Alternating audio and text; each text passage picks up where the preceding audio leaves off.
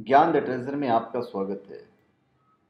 और हम आपको बताएंगे कि पृथ्वी पर सबसे बड़ा महाप्रलय कब आएगा। और ये हम आपको ऋग्वेद के हिसाब से बता रहे हैं। और ये जो प्रलय आएगा उसे समूचे ब्रह्मांड में तबाही मच जाएगी। जो सही समय है वो हम आपको बताने जा रहे हैं ऋग्वेद के हिसाब से। ऋग्वेद के नारदीय सूक्त में यह पूरा उल्लेख किया गया है। और 10 और 129 के फेज में कहा गया है कि सृष्टि के आदिकाल में न सत्य था, न असत्य, न वायु थी, न आकाश, न मौत, न अमरता, न रात और न दिन। उस समय केवल वही एक था जो वायु रहित स्थिति में भी अपनी शक्ति से सांस ले रहा था। इसके अतिरिक्त और कुछ भी नहीं था जब सृष्टि का आरंभ हुआ था। सबसे पहले हम आपको बता दें कि प्रलय क्या है। प्रलय का अर्थ होता है संसार का अपने मूल में हमेशा के लिए लीन हो जाना। प्रकृति का ब्रह्म में लीन हो जाना ही प्रलय है। यह संपूर्ण ब्रह्मांड की प्रकृति कही गई है। जिस तरह पेड़ पौधे, प्राणी, मनुष्य, पितृ और देवताओं की उम्र निश्चित है, उसी तरह ब्रह्मांड की भी आयु है। इस धरती, सूर्य, चंद्र सभी की उम्र है। जब महाप्रलय होता है तो सारा ब्रह्मांड वायु की शक्ति से एक ही जगह खींचकर एकत्रित होकर नष्ट हो जाता है। सिर्फ ईश्वर ही विद्यमान रह जाते हैं। न ग्रह होते हैं, न नक्षत्र होता है, न अग्नि होता है, न जल, न वायु, न आकाश और न जीवन। फिर अनंत काल के बाद ही नई सृष्टि की आरंभ होती है। यही इसका चक्र है। अभी इसकी उत्पत्ति और विनाश कैसे होता है। गर्भकाल करोड़ों वर्ष पहले पूरी धरती जल में डूबी हुई थी। जल में ही तरह तरह की वनस्पतियों का जन्म हुआ और फिर वनस्पतियों की तरह ही एक कोशीय बिंदु रूप जीवों की उत्पत्ति हुई जो न नर थे और न मादा थे। फिर आता है शैशव काल, धरती का शैशव काल। फिर पूरी धरती जब जल में डूबी थी तब जल के अंदर अंडज, सरीसृप, केवल मुख और पक्षी जैसे जीव पैदा हुए। यह हम कुछ शुरुआत से आपको बताते जा रहे हैं। फिर आता है कुमार काल। इसके बाद कीट, पक्षी, हाथ पैर, नाक वो हाथ पैर वाले युक्त जीवों की उत्पत्ति हुई। इनमें मानव रूप, वानर, वामन, मानवयादि भी थे। तो इस तरह हम आगे बढ़ते चले गए। फिर आता है धरती का या ब्रह्मांड का युवा काल। फिर कृषि, गाय पालने वाले, शासन करने वाले समाज संगठन की प्रक्रिया हजारों वर्ष तक चलती रही। और फिर उसके बाद आता है किशोर काल। इसके बाद भ्रमणशील, आखिटक, वन्य संपदा पक्षी, गुफा में रहने वाले, जिज्ञासु, अल्प बुद्धि प्राणियों का विकास हुआ। तो देखिए हम कितना धीरे धीरे ब्रह्मांड जो है, जैसे हम बचपन से जन्म से मृत्यु तक रहते हैं उसी तरह हमारे ब्रह्मांड का भी हिसाब किताब है। फिर आता है प्रौढ़ काल। वर्तमान में प्रौढ़ावस्था का काल चल रहा है जो लगभग विक्रम संवत 2042 से पहले शुरू हुआ माना जाता है। इस काल में अति विलासी, दयाहीन, चरित्रहीन, लोलुप, मशीनों के अधीन रहने वाले लोग होंगे जो प्रकृति को नुकसान पहुंचाएंगे। और आज देखिए वही हो रहा है। प्रकृति को किसी न किसी तरह हर आदमी किसी न किसी तरह करता ही करता है। फिर होता है जीर्ण काल। आने वाले समय में अन्न, जल, वायु, ताप सबका अभाव होगा और धरती पर जीवों का विनाश होना शुरू होगा और जीवों का विनाश हो जाएगा। और फिर आएगा उपराम काल। इसके बाद करोड़ों वर्ष आगे तक ऋतु अनियमित, सूर्य, चंद्र, मेघ सभी विलुप्त होंगे।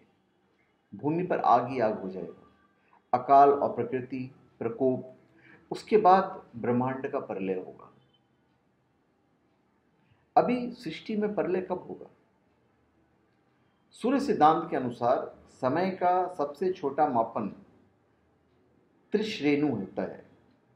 उससे बड़ा त्रुटि, उससे बड़ा वेद, उससे बड़ा लावा, उससे बड़ा निमेष, इससे बड़ा क्षण, उससे बड़ा काष्ठा, उससे बड़ा लघु, उससे बड़ा दंड और उससे बड़ा मुहूर्त, उससे बड़ा याम, उससे बड़ा प्रहर, प्रहर से बड़ा दिवस होता है और दिवस से बड़ा अहोरात्रम होता है, उससे बड़ा पक्ष, पक्ष मतलब कृष्ण पक्ष, शुक्ल पक्ष, पक्ष से बड़ा मास, 2 मास मिलकर एक ऋतु, ऋतु से बड़ा अयन होता है, अयन से बड़ा वर्ष होता है, वर्ष से बड़ा दिव्य वर्ष होता है जो देवताओं का वर्ष होता है, उससे बड़ा युग होता है, और 4 युग मिलकर एक महायुग बनता है, और महायुग से बढ़कर मनवंतर बनता है, और उससे बड़ा कल्प, और उससे बड़ा ब्रह्मा का दिन और ब्रह्मा की आयु।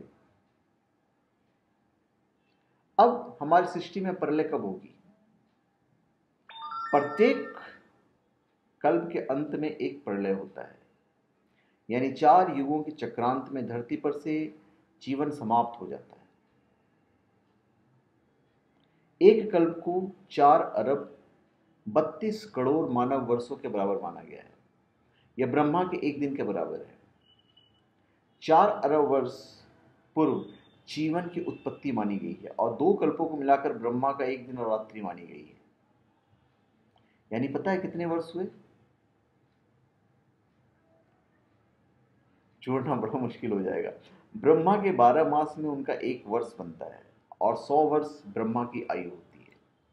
ये होगी ब्रह्मा की आयु, और इस तरह हमने आपको पूरा ब्रह्मांड का बताया। अभी 4 युगों का चक्र पूरा होने पर होगा प्रलय। श्रीमद् भागवत के 12 स्कंद में कलयुग के धर्म के अंतर्गत श्री शुकदेव जी परीक्षित जी से कहते हैं कि जैसे जैसे घोर कलयुग आता जाएगा, वैसे वैसे उत्तरोत्तर धर्म, सत्य, पवित्रता, क्षमा, दया, उम्र, बल और यादाश्त का लोप होता चला जाएगा, यानी लोगों की आयु भी कम होती चली जाएगी। तब कली काल बढ़ता चला जाएगा। कलयुग के अंत में जिस समय कल्कि अवतार अवतरित होंगे, उस समय मनुष्य की उम्र केवल 20 या 30 वर्ष होगी। चारों वर्णों के लोग जो है बौने हो जाएंगे, मतलब आदमी की जो हाइट है वो भी बहुत कम होती चली जाएगी। तो हम लोग अभी प्रलय से बहुत दूर हैं फिलहाल।